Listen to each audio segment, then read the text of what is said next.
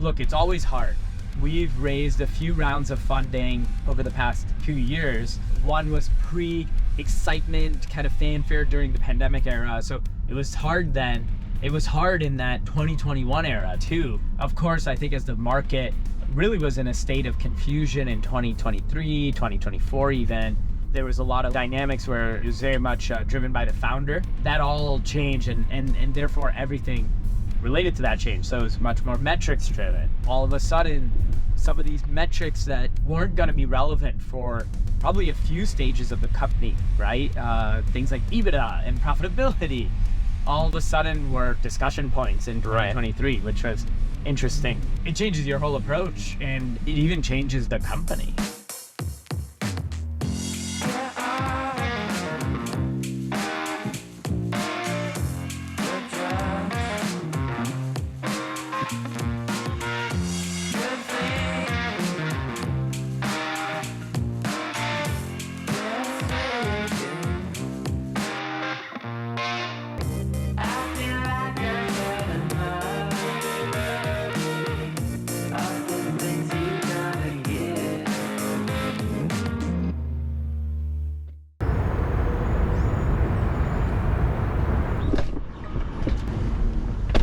All right, Karan, thanks for joining me on Tech Jeff. Scenes. Awesome to be here. Yeah. Let's go for a ride. Let's do this.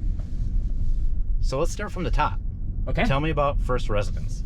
So at First Residence, we build a factory operating system. It's now used by over 60 companies that are building complex machinery. Right. Things, products in like aerospace, energy, robotics, heavy machinery, maritime. It's all really complex kind of hardware products. Okay. And why did you decide to go the complex route versus the easy route? Yeah, some of this was a mix of our naivete, but also our experience. So I ended up out here in Los Angeles, 12, 13 years ago to work at SpaceX. Okay. And of course, we were building a complex product there.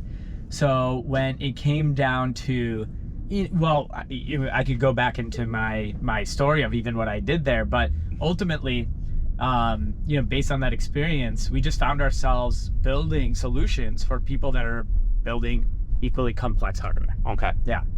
And what was that experience like? Like going to SpaceX, did you work somewhere before? Or was that your first job? Or I did it. Like? Yeah, it was my first job. So the whole story is pretty fun in retrospect.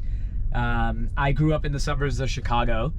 Went to school in Illinois as well at the University of Illinois, Urbana-Champaign. Awesome. So I'm also a Midwesterner. You are? Originally. Okay, Yes. where from? Minnesota. Okay, yes. So amazing. It's great. You actually run into quite a number of Midwesterners in Los Angeles. So, Yeah. that's excellent. So yeah, I grew up out there and I had studied mechanical engineering. Okay. So I had a good friend back at the University of Illinois, Jason Roslin, who had interned at SpaceX the summer before. He said, hey, you should come check it out. At that time, I hadn't heard about SpaceX. I actually was fairly certain that of any industry that I'd get into as a mechanical engineer, aerospace would be the last one. I knew that. Why is that? Well, look, the world was moving faster and faster. This is like early 2010s.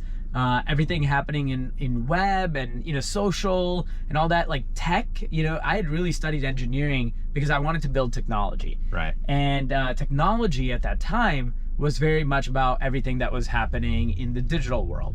And aerospace was basically the opposite of that in general, right?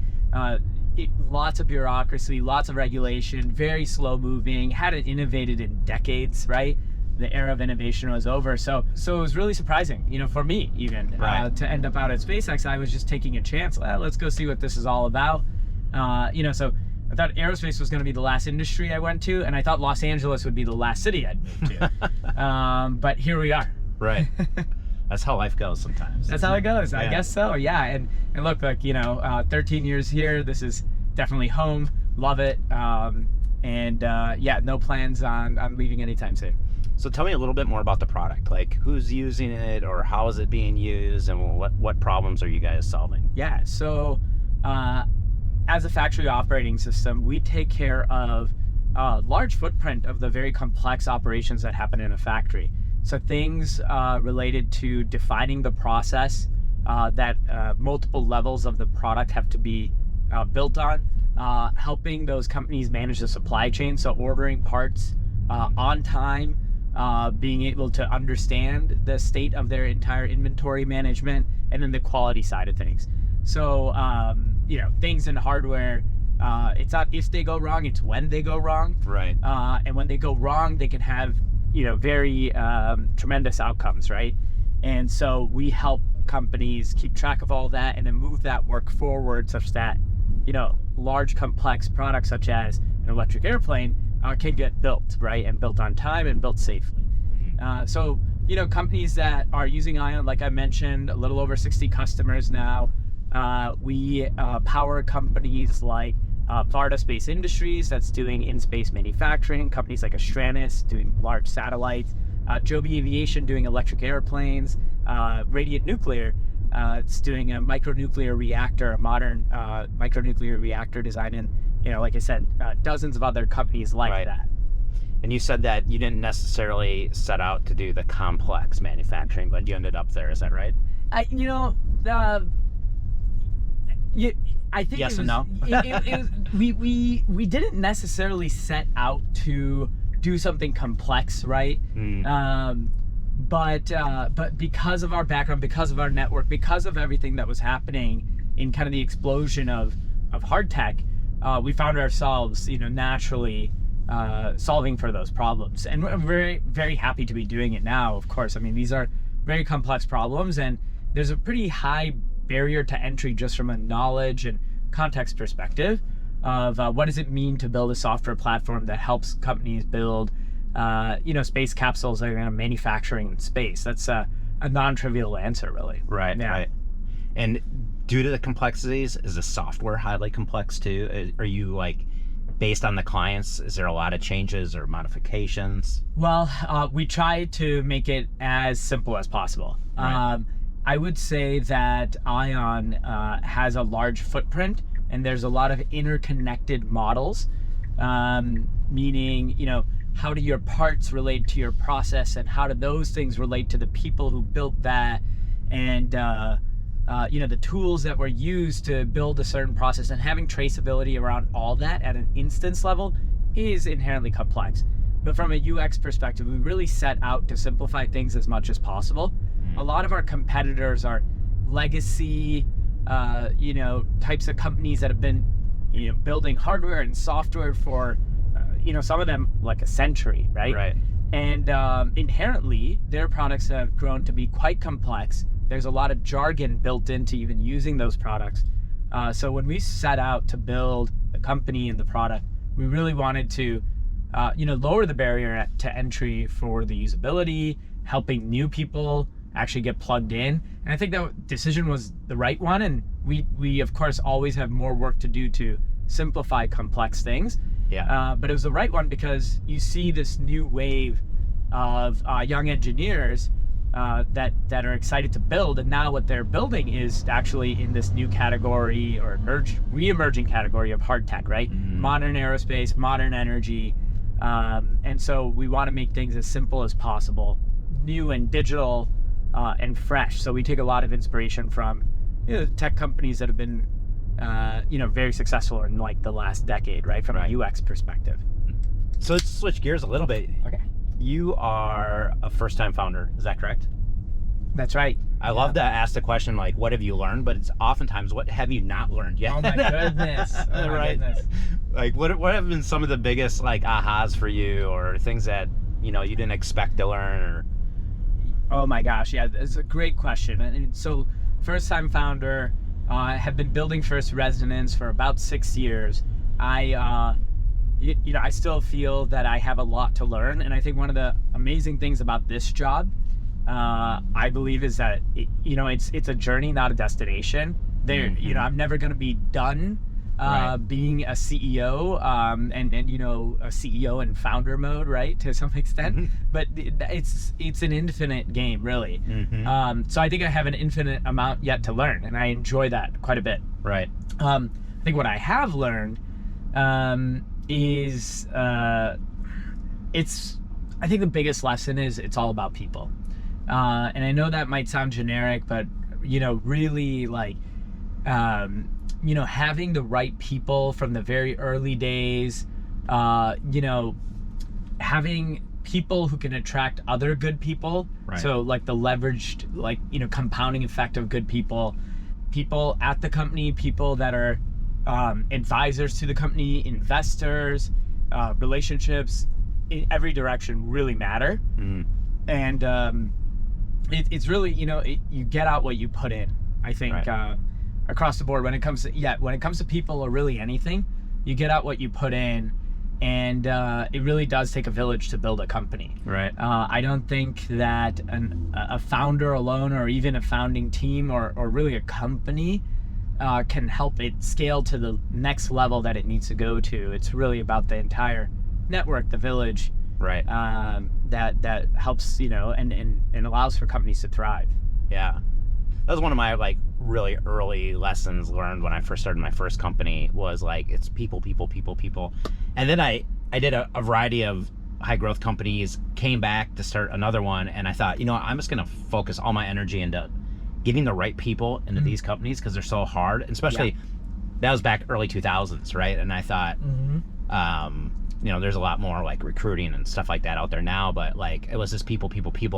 And then I got to the part where it was like, okay, you could have all the right people in this company, but now we need to be somehow organized to execute, right? Yes. Like, even if they're the most brilliant people, it's like, how do we get them working well together? And that was kind of like, it's been like my next chapter of my work. What's that been like for you? Well, first of all, I think this is one of these other infinite games, right? So as much as technology, venture capital, and the infrastructure to support companies to grow has really evolved in the last 10, 20, 30 years, it still comes down to people. So for us, I couldn't agree more with what you just mentioned there. If you have a whole bunch of brilliant people, there's a certain point, and we're about 45 people now, that you need to get organized. But that also is not, that doesn't come for free. There's a certain type of person who when brought in at the right time in a company's life cycle, can help get that done. We recently hired a COO, and we're pretty excited. I mean, so far I took a lot of time vetting. It took me months, because I knew the stakes of bringing in our first C-level hire, and that too, to hand over to somebody who is really responsible for how we operate, how we communicate. It's a huge decision. So, I took longer to make sure that I had the right conviction on this individual than we've had him on board. But, I think because of that investment and validating that this was the right person, so far, I feel very good about it. Yeah, that's a big hire. Yeah. That's a big hire. Yeah. And you guys just started your OKR journey at the end of the year, is that right? We have, this is interesting. We have, since we started the company, we've used OKRs. And, I kind of put that in air quotes, because it meant something very different from when we were, 5 or 6 people looking at an Airtable, and we had our objectives and key results, and that didn't last long, because as we grew from 5, 6 to 12 to 20, the context completely shifted. And so what we thought were OKRs turned out, not to be, but then we lost our muscle. So we probably had like a 2-year gap where we were experimenting with other frameworks like V2MOM and the EOS framework and things like that. And I think they all had their merits, but we actually just about 6 months ago found our way back home to OKRs. And this time we we really invested in making sure we actually knew what we were doing, and learning about like what OKRs are, but moreover what the process to arriving at OKRs are. It's not enough for the founders to just write down, okay, here are the objectives and here are the key results, let's go through the list. There's really a much more wholesome process, and we kind of found our way back to that process, and things felt a lot more intuitive because of the journey that we went on over the last few years. Well, I know you resonated on some of the things that I wrote in the teams. Yes. And, I think, there's a lot of great systems out there. The ones like you talked about, they're great for different types of businesses, but I think for like high growth companies and companies that are like a team of teams, I think you need a different operating system. Yeah. And I think OKRs work great if you know how to use them the right way. And I think one of the places that people really get lost and they get challenged are in the key results. Or trying to make the OKRs, flow down throughout the organization versus doing it in a layered approach. Oh, interesting. Or a per team approach. And I really think it's important that every functional area has focus. And is represented, and so we kind of do it in layers. But the key results, I think a lot of people get stuck on are looking for metrics, and I think the most important thing is you should define how you're actually going to achieve the objectives. In the key results. And that is the conversation that often's missed. And so when you go to execute, we haven't had the conversation. How are we actually going to do this? And who's going to own it? When's it going to get done by? And then that whole area, especially in companies that are hyper cross-functional, we need to know those details. Correct.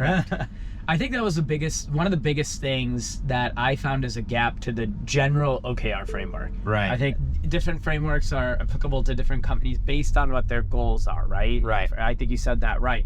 And I think even OKRs are, they can be used differently for different types of tech companies. And I think, one of the things I really appreciated reading in Peak Teams is exactly this idea of these peak OKRs, which I think you touched on, but I really resonated with, and that is like, hey, look, this isn't just a goal setting framework, right? Here are objectives, and here are the key results that I will go for, and we'll talk about them. I'll grade myself at the end of the quarter. No, like they're like deliverables. And I think what I really liked about the way that you frame peak OKRs is that you could really actually put this stuff on a timeline and talk about, like, are you on track or off track in delivering something that another department needs? And I think that's actually missing from the general kind of discussion of OKRs. That's the thing. And one of the things I ask teams a lot when we're building them is like, what's this look like when it's done? When this key result's done, like, what's this look like? What's the deliverable? What's some visual thing that we're going to actually see? And I think a lot of people miss that too. There's just so many nuances, and you and I talked before. I don't know why I decided to be so geeky about this, but I found it as a gap in almost every high growth company that I go into, is that we need more visibility. The CEO needs to have visibility throughout the organization, but every team member needs to have the visibility. Otherwise, they can't succeed. Yes. I agree. And I think, like, we still have a lot of work to do at First Resonance to keep our eye on exactly that kind of like timeline, while also keeping our eye on the metrics. I think it's tough, right? Sometimes we actually have had discussions where, and I think it has good merit, but people get too like absorbed in the OKR kind of threading. So like every meeting has to start with the review of the objective, the key results that it's driving. Like, otherwise people don't believe them. And I think there's a balance. It's 100%. Like, and I've kind of advised some of our team members of just like, hey, you could really quickly recap in 30 seconds just the assumptions going into this initiative. Don't not do that, but also don't feel compelled to go all the way back up to the quarterly strategy doc. Repeat the process of how we arrived at a KR. And then lay out your strategy. By the time you do that, this 30-minute meeting will be about 15 minutes in, right? So I think there's a balance, but better on that side than the one that actually doesn't touch anything about like why we're doing what we're doing, I think. The why is so important. A lot of times people forget, like, why are we doing this objective anyways? Or why is this key result? And those elements are so important to companies. Switching gears a little bit, we talked previously a little bit about raising capital, working with investors, the positiveness of that, of having the right investor at the right time. And how, like, sometimes the market can change and the people that you have on that board can drastically help you in different ways than you didn't expect, right? And how that team is so important. What are your thoughts on kind of board composition, kind of what you've learned over your time? Oh man, a lot. And this is one of the areas where I will definitely say I am probably going to continue learning, and I'm still very early on my journey.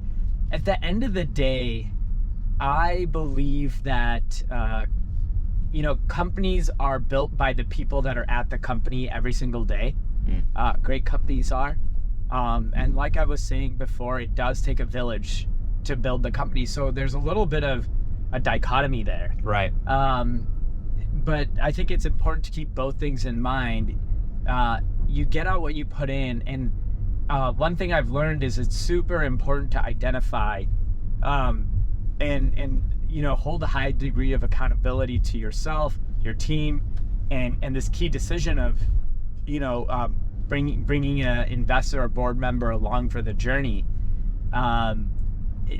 One thing I've come to really appreciate is that alignment of the market. So what market you're going after is so crucial, because investors have a tough job as well. They have to make some of them dozens of investments over the course of a fund life cycle, and a founder and the people at that company are investing in one company that entire time. Right. So it's so important that there's alignment in the market and the problem that you're solving, and not just the methods or kind of like the playbook or the tactics of kind of the approach, if that makes sense. Mm-hmm. Right? So it's not enough to just have, I believe, an investor who invests in SaaS companies. Right. I think that's way too generic, and my kind of observation and learning, and if I were to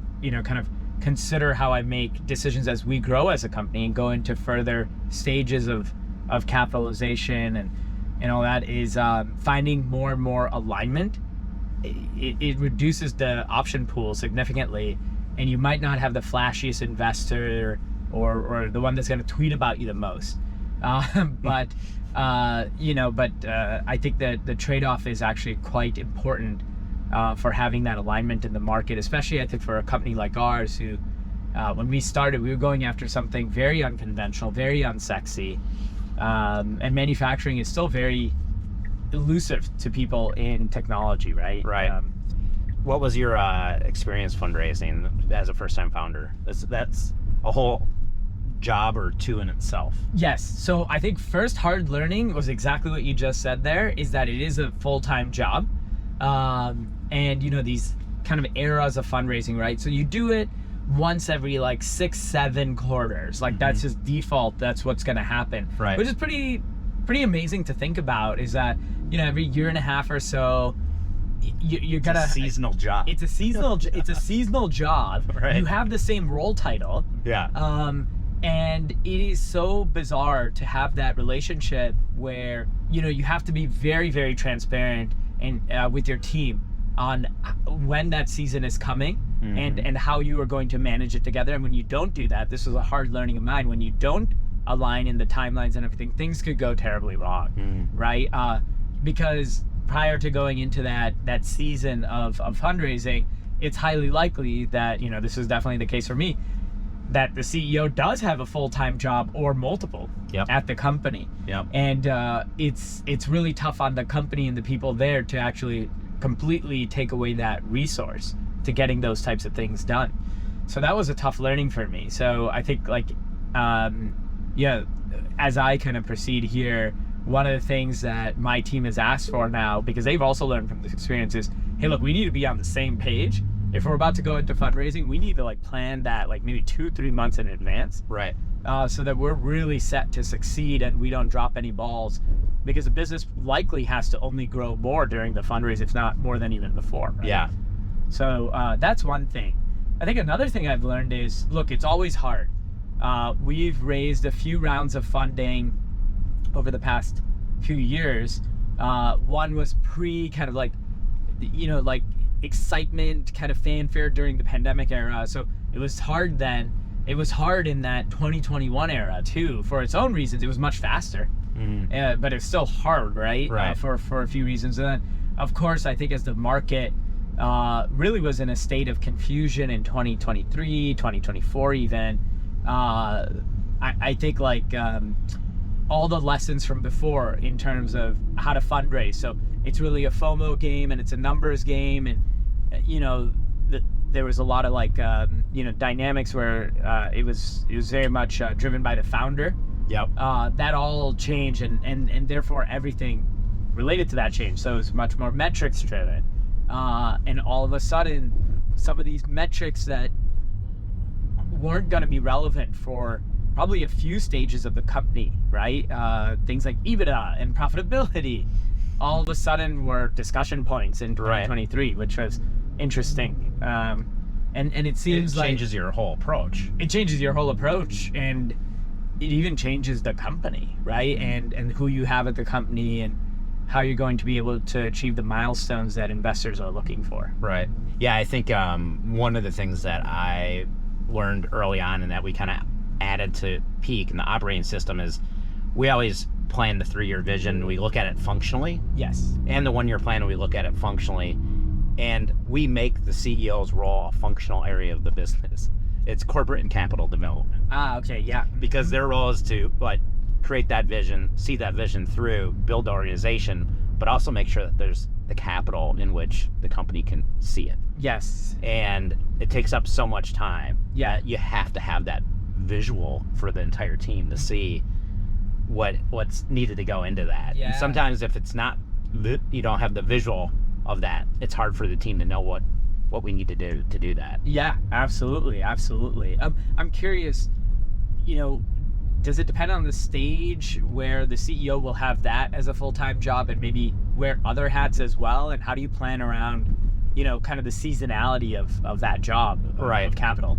Obviously, in the early stage, you have a lot of hats. Yeah. Right? And then as you grow and scale, you'll have less hats around that stage. And hopefully that stage actually just becomes easier to maintain and get the capital if you need to go out and raise again. Yeah. One of the things I think is important, and I think this goes across the board, the plan for the entire organization, is to have focal points. And I think a lot of times where there's tension or there feels like misalignment, it's because people aren't really talking about the right time in which you're going to actually do something. Yeah. And so I like to think of the mission as, the North Star, right? That's the why we're doing this in the first place. But then having a tangible 3-year vision. So a vision that's 3 years out and mapping that, and then mapping end of the year. So 1 year, and then mapping every 90 days with OKRs. I think having those focal points and having it built around functional areas of the business allows the CEO and the rest of the team to really understand what needs to be done at each one of those phases. Now, obviously, your 3-year vision is going to probably change. Yeah. You're probably not going to nail that. That's 3 years out. Yeah. But you do it every year, right? But you cast it every year. Okay, good. Yeah. Right? And you cast the 1-year plan every year as well. Yeah. But I think it's setting that once a year. Yeah. Reviewing the 1-year plan every quarter. Yes.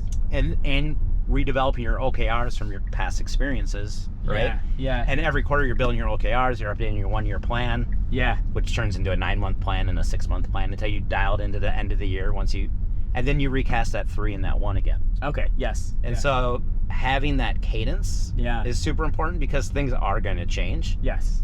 So having that quarterly cadence and then also having that weekly cadence of the weekly meeting where you can make changes. That's the other, I think, nuance that I've learned really early on is that it is okay to change objectives. Right. It's okay to change key results as long as it's done in a manner which the team is involved and understands why. Totally. Because as we're doing things that have never been done before, we're going to make some mistakes. Yes. And we're going to have a higher elevation, using the analogy of climbing. When we get to higher elevations, we have different perspectives. Correct. Yeah. And so it's important to change those things. But I think what keeps the team in being able to plan and execute accordingly is to have those cadences of checking in, where are we at, what have we learned, planning for the next quarter, reviewing that 1-year plan, modifying it, making sure that we're hitting the goals still at the end. Yeah, that's great. I mean, we recently, actually just a few weeks ago, completely threw away our approach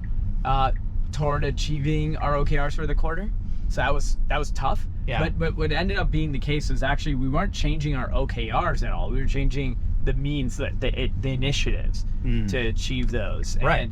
And so what was super helpful actually about the OKRs was, while it felt like a lot of change, it was important actually for us to communicate to the team that actually we're still going for the same things, but we learned what we actually need to do, like with a lot more clarity. Right. And that was helpful because I think like change is tough. I mean, even being in a startup, right? Like people want some amount of clarity around what the plan is and how we're going to be successful. Right. So that was really interesting for us to navigate over the last few weeks. And that's something that a lot of people miss, I think, using tools like that. Yeah. I have a fintech company, and I just got out of their quarterly session, and people using OKRs always say like, "Oh, did we hit 80% of our OKRs?" And the question is kind of funny because it's like, is it 80% of your objectives or the key results? Right. I believe it should just move the company forward in the positive direction. Correct. And in this case, with this fintech company, they're in like a series between their series A and B. Okay. One of the departments felt like they completely failed at their OKRs. But the CEO looked at them and said, "This isn't failure. You just learned what we can't do. Yeah. Now we know what we need to do." Interesting. Yeah. And if we didn't use this framework, Yes. we wouldn't have had that learning and know where to go now. We'd still be doing that and trying to do that without the learning of that actually didn't work. Right. And a lot of people would see that as failure, but it's not. Did it move us, progress us forward in the right direction? And that kind of sounds like what you're looking at. Or is there other ways that we can achieve that? Yeah. I really like that. And I like that, you're doing these things on a quarterly basis and grading yourself. So there's some finality, I think, to giving that assessment about whether you've been successful or failed, because otherwise, I think you're right. I think people could maybe go on trying something for 6, 7, 8 months in the loop. But it actually turns out that you actually need to just reorient. So I definitely feel that way. I definitely feel that, like, the framework is important, making the tough calls, but like using these frameworks to communicate how we're gonna achieve our mission, like overall, is super valuable. Let's talk a little bit about AI. Okay. I know everybody wants to talk about AI. People are talking about AI. I love talking about AI. What have you seen, or how have you been using AI within the company, and are you guys using it in your product? When ChatGPT arrived on the scene, I think this was like January 2023, right? I think it was like 3.5 model, and it was like generally available. We knew something was happening, right? Right. And actually, well before then, we actually built First Resonance because manufacturing is actually one of the largest emitters of data. There's a lot of data that gets generated from all these machines, these interactions in these complex factories. It's just that the data is super disorganized and siloed. And so we actually built the company for this problem. But we knew that it was also important to build the workflows that made use of that data instead of just actually solving the problem head on. So that was a pretty nuanced thing. So we're really glad that we kind of had that like indirect approach, because LLMs and everything happening in AI more generally have really unlocked a level of productivity and efficiency deploying AI as a solution to customers, just incredibly so. So we, a few months ago at First Resonance, I did a talk to the company called the AI Imperative, just coming into this year. I mean, it's ChatGPT arrived, and then all these things happened. The models got better and better. Hugging Face made these models more generally available. Of course, like DeepSeek, and shown that this is only going to accelerate, and that models were going to only proliferate in terms of availability. Right. So we knew that the time was we were done with the observation period, that this is here to stay, and that we set out for this. So it's now time to fully invest. And we think about it in two ways. We think about using AI for the operations of our business. That's very important, and that is different than developing AI into our product. And we think about those as actually quite independent things. As a modern tech company, capital constrained, venture-backed company, it's inevitable that we have to use AI to realize the level of efficiency and productivity that's expected out of a tech company now. Right. So we use AI all over the place, from our advancing customer support resolution to being proactive on our customer success, to enriching data for sales enablement, and outbound. So that's all kind of the go-to-market side of things. and even our internal operations. But developing and deploying AI into manufacturing context, that's very different. So we're investing into that as well. We built out a data team. It's a lean, mean data team that is very rapid and agile in its testing of models, and they're really building the infrastructure for our core engineering team to call on APIs and actually build into the UX. We believe it's very important, and our advantage as a company is actually building these AI solutions into the UX that manufacturers are already used to. Just buying AI for AI's sake is I think enticing to manufacturers, but they're not ready to just dive in headfirst. Probabilistic workflows that have, like, let's say 89% accuracy might be very acceptable or even impressive in industries like e-commerce or social media or content in general. Right. 89% accuracy or reliability is absolutely unacceptable in building airplanes or nuclear reactors. So you have to be very mindful about one, that threshold, but two, also you have to be creative. I think there is an optimistic lens here, and I think our advantage as a company is that we are optimistic on this, which is, look, if these models aren't 100% accurate or 100% reliable, use them for those workflows where that threshold is acceptable. So things like it might not be okay to have a 89% accuracy or acceptance rate for verifying that this bolt was properly fastened to this airplane, for example. Right. But it might be 89% acceptable to surface that a bolt might not be fastened. So being proactive and saying, hey, we think that there's something fishy happening here, as opposed to creating a use case where we are claiming to actually automate something fully.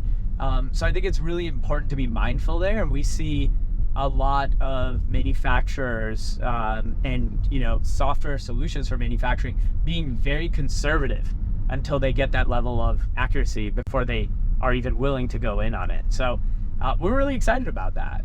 We're building AI into our business, we're building it into our product, and we'll be actually sharing more in the months ahead, like a pretty exciting product innovation that we're doing actually within Ion. That's awesome. Yeah. All right. So it's more of a scenario. Okay. You're trapped on a desert island. Okay. The rest of your life. Okay. Now you have food, you have shelter, you have everything that you possibly need, healthcare, and anything else. But the one thing that you don't have is entertainment. There's no entertainment on this island. Okay. And you're there for the rest of your life. Yes. But luckily for you, an old 80s boombox drifted ashore with an unlimited supply of batteries. Okay. But you can only bring one album to listen to the rest of your life. Oh my goodness. What are you going to bring? Wow, that is really, really tough. I love music. I would say I love like the latest in music, so this is really tough. You know what? I'm just gonna index on kind of how I grew up and just go with like a Linkin Park album.